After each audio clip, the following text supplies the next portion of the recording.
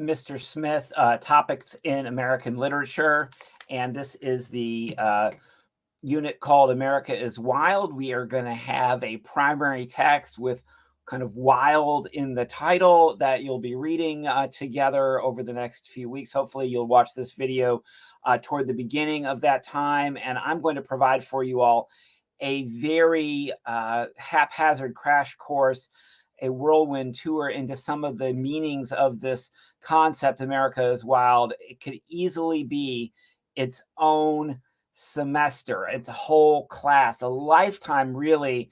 I have been preoccupied both in my life as a teacher and as a reader, but as my life as a human being living on this holy and haunted land we call America. We first acknowledge that here in Tennessee, it was our name. Tennessee means sacred gathering place, and that comes from a Cherokee concept, an indigenous or First Nations concept from the people that were here before, at least my European descended ancestors.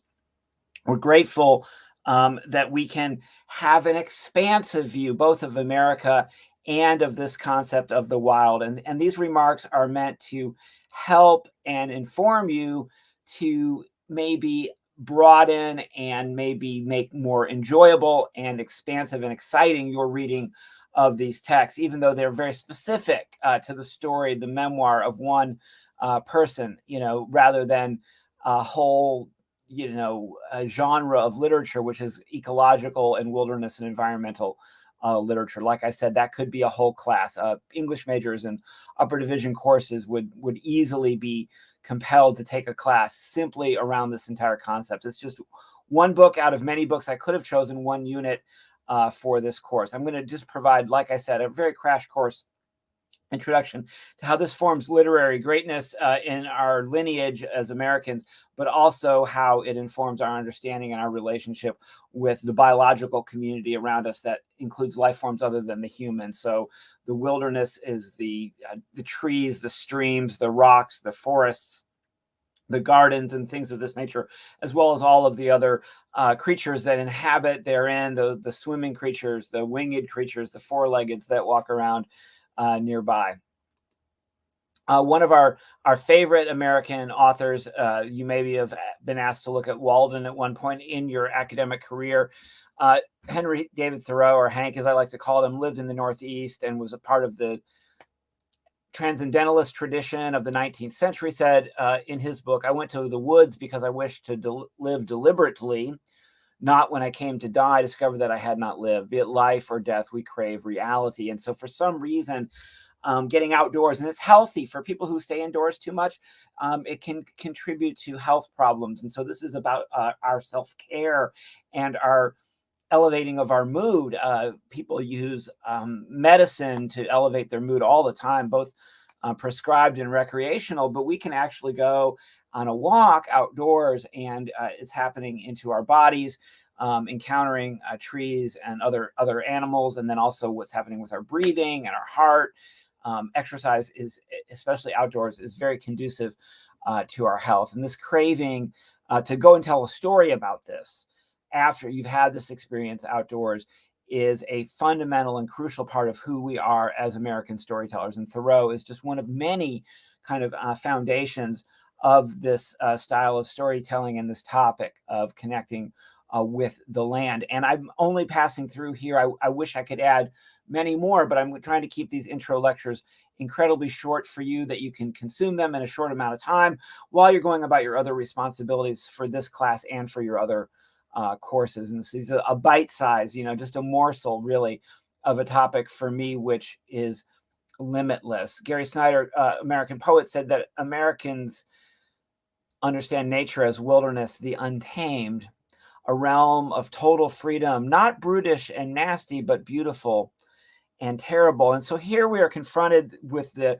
problem that sometimes nature and the wild as formed as an opposite to the civilized or the cultured or to the domesticated. And I think it's helpful to see that binary, those opposites going up against each other, but it's also very helpful to see this as not a function of opposites, but rather of contemplation of everything that is available. So we can learn from the light and the dark, the indoor and the outdoor, the masculine and the feminine, that all of these aspects of humanity are chaotically really and critically intermingling with each other, interconnected and interplaying. And it is a game, it is a dance that we all get to participate in with life. And so, but one can see, because of the threats to ecology and waterways and air,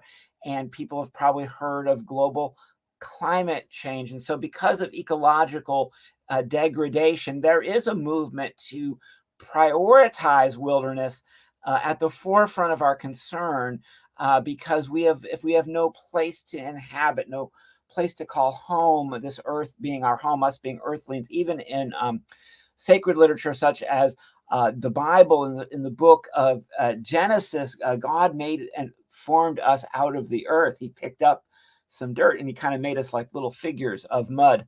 So here we go. Snyder and Thoreau, people you could look at if you're passionate or even just curious about this topic for much further investigation and reading. And you see, Snyder says that the wild requires us that we learn the terrain, nod to all the plants and animals and birds, ford the streams, which I've been doing a lot of this summer, and cross those ridges and tell a good story when we get back home. And I did say something about Tennessee being sacred land, a namesake from our Cherokee predecessors in this place. But it was really the wilderness beauty of this region, this southeast region, particularly Tennessee, even East and Middle Tennessee, that drew me from my Midwestern roots to settle here and to make Tennessee my home. And it was really a calling to connect with the land here. And so I am in passionate love with the hiking and with the waterfalls and with the great bluffs where you can overlook a great valley or canyon almost. The hills and the hollers, I've called it at one time, of Middle Tennessee and Eastern Tennessee, call me and bring me and keep me in this place. But tell a good story when we get back home. And this is where the literature factors in. Interestingly enough, one of the stories are these major stories that have been preoccupied with this unit, at least in the years I've taught it in the past, take place in the West. And some of the stories I'm going to refer to in a moment take place on, California and Alaska and places like that. Maybe I need to find a good Tennessee wilderness book for a future incarnation of this course. Now, I am inhabited and I am attracted to this idea of greening and the green space and the verdancy of the green outdoors that we see, in the grass and in the trees and the leaves and this, the moss even that grows on the trees or on top of the earth. But there's a story of an American environmentalist who was also a storyteller called Aldo Leopold. And in his essay, Thinking Like the Mountain, he introduces us to this idea of the green fire, which is for wilderness writers and wilderness advocates and wilderness defenders and even wilderness expanders. We have been convicted and even almost converted by this green fire to do good to all of our relations in this place. Aldo Leopold is telling a story about going hunting. And at the time he was hunting for wolf, and he later came to understand this relationship with the wolf very differently, because after killing the wolf in a hunting expedition, he said he saw a fierce green fire dying in the eyes of the wolf. And it was almost as if the way Leopold is telling the story, that fire converts or converges or really leaves the wolf and enters and inhabits and becomes indwelling inside the human, to have this passion connected to the wild. From Aldo Leopold. Ed Abbey, a great novelist of wilderness defense, wrote that the idea of wilderness needs no defense but active defenders. A very controversial writer, and some of his most controversial books have been inspiration to some of the more controversial activists on behalf of the environment in our very recent history. John Krakauer, who's a very famous and very successful writer, got to start writing an outdoor magazine, said he loved being outdoors, being in the mountains, in the desert, to snowboard, read, and write. He said he's not gregarious socially. He didn't have many friends. So his friendship is in that solo hike and that solo wilderness expedition. And he wrote one of the most famous books, as many of you already might be familiar with, Into the Wild, a biography of Chris McCandless, because McCandless died out in Alaska. There's a picture of him. There's Krakauer at the top of the image, and Alex or Chris McCandless at the bus that he perished at in Alaska. Chris McCandless was in his 20s. He was going out into the woods to live a solo existence. We have another solo hiker story I'm going to talk about in just a minute. But men and women have gone through these initiation rites throughout history. Now, it has been thought that maybe this was a particularly masculine. Even Richard Rohr in this quote says that male initiation has to do with hardness, limit situations, difficulty, struggle, and usually a respectful confrontation with the non-rational, the unconscious, or with, you will, the wild. It prepares the young man to deal with life in other ways than logic, managing, controlling, and problem solving. Frankly, Rohr writes, it prepares him for a confrontation with spirit. Now, so this idea of a young man going out, Thoreau was a man, Gary Snyder was a man, Ed Abbey's a man, Chris McCandless, John Krakauer, all dudes, all white dudes, actually. And just think about this. We're going to look at another text where the protagonist is a female, and it's a true story. It's an autobiography and a memoir. And she's going out and experiencing and doing these things that we thought were for dudes or for men only. And there's a kind of a wonderfully, generously feminist undercurrent to that other text I'll mention in just a moment, because it draws us into the power of this testing of ourselves for people of all genders and all backgrounds, really. So this is something, though, that young people do. They go hiking to kind of find themselves and to learn more about themselves. And I'm saying, as a much older human, no longer in my youth, that I still find that need to go and connect and commune with nature, and to transform myself through letting go of some of these kind of rational realities, these workaday rational realities. And so we can imagine that historically, that humans went through these rituals, and some of the criticisms of modernity or the postmodern, or just today, some of y'all like to say life in this day and age, whatever it is, the present moment, is that we've forgotten the role that our community and our solitude play in us kind of growing up. And as a middle-aged human, I say I've gone through many phases of adolescence, and also many midlife crises. Just kind of, what is the midlife crisis of this season? And for this season, again, it's me reconnecting. I never got away from nature completely, but I'm feeling a call and a depth to the wild to reconnect with this, which is exciting to me to talk about this topic with you all. And in the recent years, in the recent generations, the rewilding concept has been brought to the fore, and it's encouraged people to think of it in two different ways. One, which is the idea that areas that had been previously cultivated or logged or farmed or subdued by humanity in some way would be restored to expand wilderness. And there's all kinds of ecological and health-based reasons why wilderness management, as they like to call it, it's a weird term, by the way, and some of the wilderness writers that I followed would reject the idea that it can be managed or should be managed. But there are professional wilderness helpers here in Tennessee, and then we have the Division of Wildlife, and we have the natural parks and the state natural areas. And there's clearly some rewilding going on, some restoration. And then when the talk comes of perhaps, logging or depleting those resources, the community has so far successfully recently in Tennessee advocated on behalf of the forest. For example, very nearby, a forest proposed to be logged. Looks like it won't be, at least that's where it stands right now, just to our south down in Sparta, Tennessee. But rewilding is also convened the people, and this is political here on the slide. It can be political, or it can be just kind of philosophical, is the idea of people learning to live primitively and self-sufficiently living alone in the wilderness. Now there's the solo hiking thing, which has actually become so popular that it's become almost a form of tourism, which is not necessarily the same thing as rewilding. But then there's people that go and try to live, long term. And there's actually been some experiments with this and books written about it. And these are people that are learning. A lot of times they're learning skills that our ancestors had around hunting and gathering and doing so with primitive tools that were just second nature. They were handed down and passed along by their community, that we've lost a lot of these life ways and skill ways. And so these kind of older traditional folk arts are being reclaimed and rebirthed among communities of your generation and maybe just a little bit older.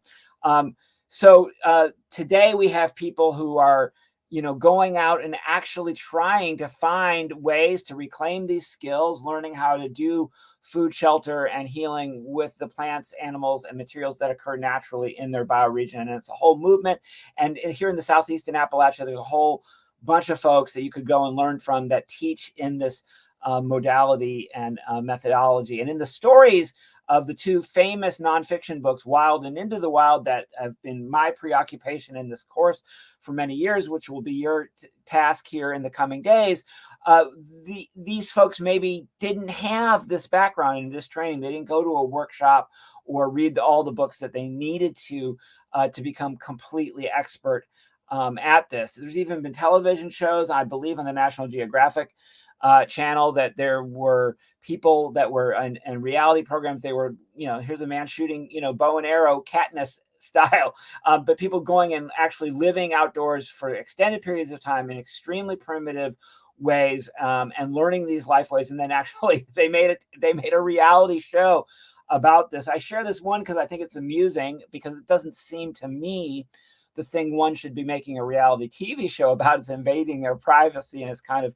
making a spectacle out of them. That's just my opinion, but it shows the durability and the excitement around these ideas, how important and popular they are for so many people, that they want to learn more about them. They'd be willing to spend, hours binge watching a show about wilderness survival. Into the Wild, I believe this is Krakauer quoting somebody. He said, I believed my adult life with the hypothesis that it would be possible to become a Stone Age primitive, to become a rewilded human. And he said, for 30 years, I programmed and conditioned myself to this end. In the last 10 of those years, I would say I realistically experienced the physical, mental, and emotional reality of the Stone Age. So this is somebody who went back out and lived sustainably and primitively for a long time.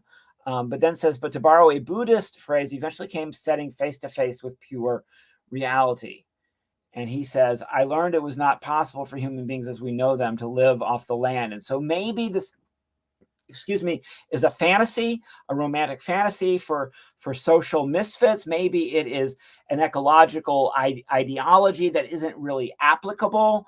And perhaps it is people worried about a doomsday or apocalyptic scenario after an environmental disaster, like so many that we've seen, or that we would just see, apocalyptic catastrophes happening to such an extent that people would need to do this out of necessity. But it's been pondered whether or not, and this is a question for you all to ponder as you're reading the text, is if this is even a desirable or optimal option for humans. Is this something that humans even really want to do? And so the Christopher McCandless story and the Cheryl Strayed story, which I'll refer to in just a minute, are people of the 1990s, my generation growing up in the 1990s, going out and living this wilderness existence. Many young people since you all have come and done that since then. But Everett Roos was a fantastic, imaginative, artistic person who lived out west in the over 100 years ago, who went and tried to do this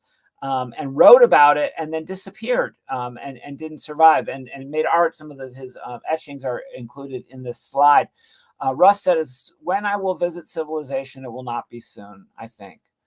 I've not tired of the wilderness. Rather, I enjoy its beauty and the vagrant life I lead more keenly all the time. I prefer the saddle to the streetcar and star-sprinkled sky to a roof, the obscure and difficult trail leading to the unknown to any paved highway, and the deep peace of the wild to the discontent bred by cities.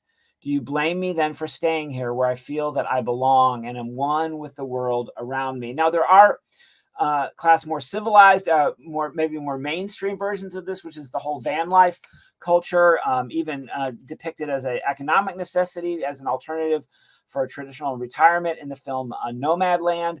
And so there are folks kind of, getting out and doing this thing, even as a, as an alternative to a career. And some people are getting, really good Wi-Fi, living out on the road in their van. And so this vagrant life, it used to be, the hobo life was people, they had to hop trains, or people in the 60s would hitchhike with, putting their thumb out onto the road. But with the van life community, which is into the wild, called the rubber tramp life, people have expanded the purview, made it more mainstream even, and maybe more acceptable. Maybe you have an older person in your life, an uncle or a grandparent or somebody that that has lived somewhat nomadically. Russ also continues to say this about our land, right? Our continent. This is North America. The beauty of this country is becoming part of me. I feel more detached from life and somehow gentler. I've always been unsatisfied with life as most people live it.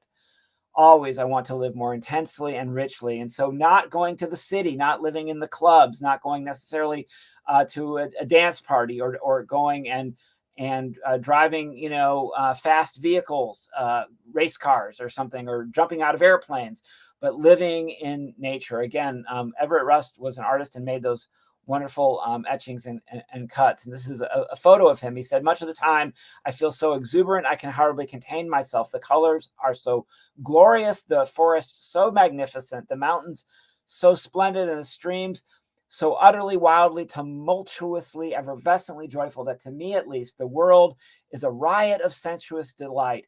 And so this idea that nature is a form of almost like a drug, right? It's like an ecstasy. It is a joy that knows no boundaries, and has a religious quality.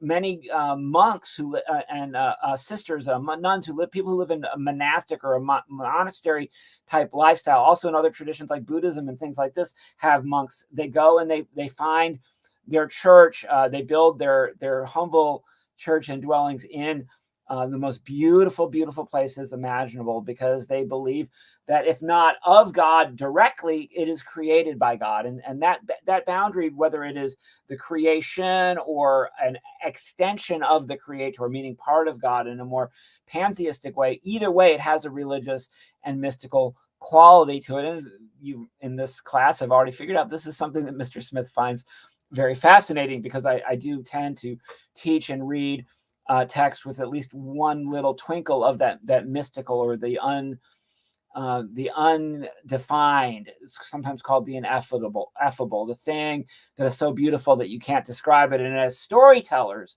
that's so exciting to see a poet or a novelist or a nonfiction storyteller trying to describe the indescribable. And so I started years ago in the early aughts reading, whenever it came out, actually, reading Chris McCandless. He came out in the 90s, but I was reading it very quick soon after that. Probably read it first in the 90s when it came out, or did it come out in 2000? I'm not sure. Into the Wild. The story of Chris McCandless is told by Jon Krakauer, and I read it, and I read it, and I read it, and I read it over and over again. And there were so many theories about masculinity, and this is a boy's life struggle, and he died. Was it suicide? Was he poisoned? We don't know. And then not too long after that, I discovered the writing of Cheryl Strayed, and she was portrayed in a film based on her book. It's her on the left, but she was portrayed in a film based on her book by Reese Witherspoon. If everybody who writes an autobiography could dream of who's going to play them in the movie, most autobiographies don't get made into movies, right? Most of us will not have a movie made after us. I used to joke I wanted to be played by Paul Rudd, but it's not going to happen, right? So there's Cheryl really tips on its end and challenges and messes with this idea that this is a guy thing. And she's in recovery from a divorce. She's grieving the death of a parent. She struggles with drugs and alcohol, and she is wants to be a writer. She was an English major, right? If anybody wants to be an English major, contact me off screen and we'll talk about that. You can switch majors at any time, I'm sure. But her expedition is portrayed in her memoir, nonfiction, first person, because unlike Chris McCandless, she didn't die. really gives us a wider view of this human as a universally human pursuit and not just a masculine thing or a dude thing or a guy thing. And you know that these terms masculine and feminine alone themselves, a little problematic, not necessarily fixed the way that we understand them. There's a continuum of gender, and there's lots of debates also about how we interpret those terms masculine and feminine as a controversy of, of our age. So these are just some remarks, some introductory remarks by Mr. Smith on this idea of the wild. And goodness, talked way too much. Try to keep these videos short. This is about 25 minutes. So I hope this is inspirational and helpful to some degree in your reading for this unit. And I thank you for listening and watching this video. Mr. Smith is going to sign off now. And America, of all the things we can say about America, it is wild. It's a wild place, and the wilderness is a part of our heritage, our hope for the future, and it's holy and haunted and all those many other things I could say. So thank you for watching this video, and I look forward to reading more of your writings, which I've already started to read, and it's a great, y'all are doing a great job so far with this course. Thank you.